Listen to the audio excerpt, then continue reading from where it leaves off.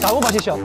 Ternyata mikroplastik emang udah mengalir di darah kita saat ini. Greenpeace dan Fakultas Kedokteran Universitas Indonesia udah ngebuktiin di riset ini.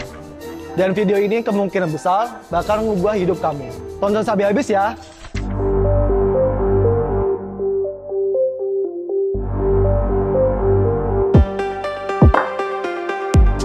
Halo Sobat Lingkungan, pernah nggak sih kepikiran kalau plastik yang kita buang tiap hari ternyata balik lagi ke tubuh kita lewat makanan, minuman, bahkan udara? Mikroplastik yang kecil banget ini berhasil masuk dan mengendap di dalam tubuh kita. Yang lebih serem lagi, partikel kecil ini nggak cuma diem, tapi bisa nyebabin gangguan serius buat kesehatan kita. Hasil riset Greenpeace Indonesia bersama Universitas Indonesia Fakultas Kedokteran nunjukin kalau 95% dari 67 partisipan yang diuji, sampel darahnya mengandung mikroplastik. Gak cuma itu, mikroplastik juga ditemukan di urin sebesar 58,2% dan feses sebesar 70,14%. Partikel plastik yang ditemukan bervariasi dari ukuran 30 sampai 3000 mikrometer. Jenis mikroplastik yang paling banyak ditemukan adalah polyethylene terephthalate atau PET yang biasanya berasal dari botol plastik, serat tekstil, dan kemasan makanan minuman. Ini berarti tanpa kita sadari, partikel plastik udah jadi bagian dari tubuh kita. Lebih khawatir lagi, mikroplastik ini mampu beredar ke seluruh tubuh lewat aliran darah, bawa potensi resiko kesehatan yang jauh lebih serius.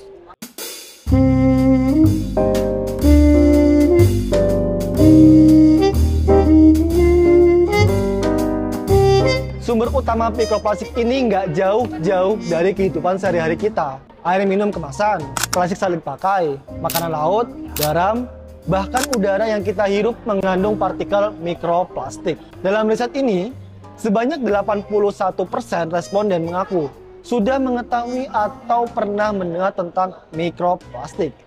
Tapi masih banyak yang belum paham bahayanya sebenarnya apa. Plastik sekali pakai kayak botol air mineral, sedotan, kantong plastik jadi salah satu penyumbang utama polusi ini.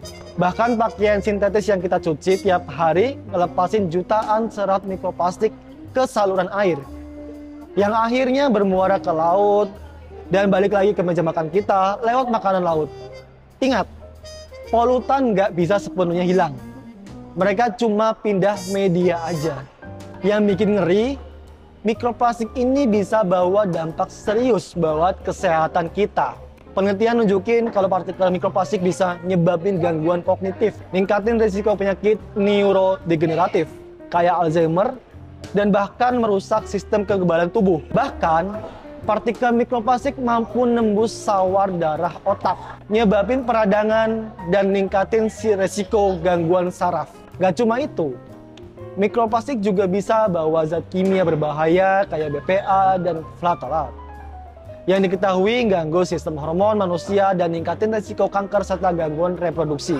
Dalam studi ini, partisipan dengan kadar mikroplastik tinggi punya risiko 36,25 kali lebih besar mengalami penurunan fungsi kognitif.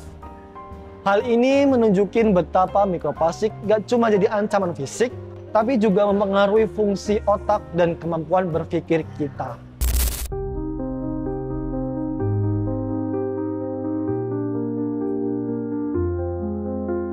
Bahaya mikroplastik gak cuma ngancam tubuh kita, tapi juga ekosistem secara keseluruhan. Partikel kecil ini ditemukan di laut, tanah, dan udara, mencemari lingkungan dan ngebahayain satwa liar. Hewan laut kayak ikan dan burung sering banget nelan mikroplastik yang mereka kira makanan.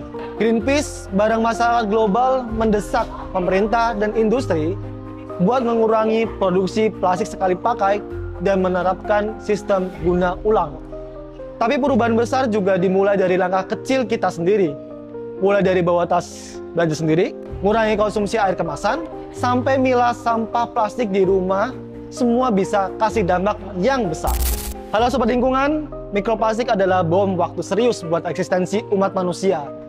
Mulai sekarang, yuk kita lebih bijak dalam pakai plastik, ngurangi konsumsi kemasan sekali pakai, dan pilih produk yang ramah lingkungan.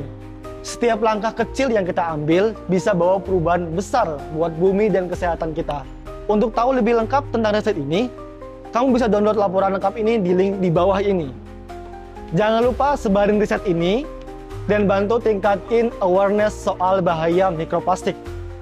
Bareng-bareng kita bisa melindungi bumi dan masa depan kita semua.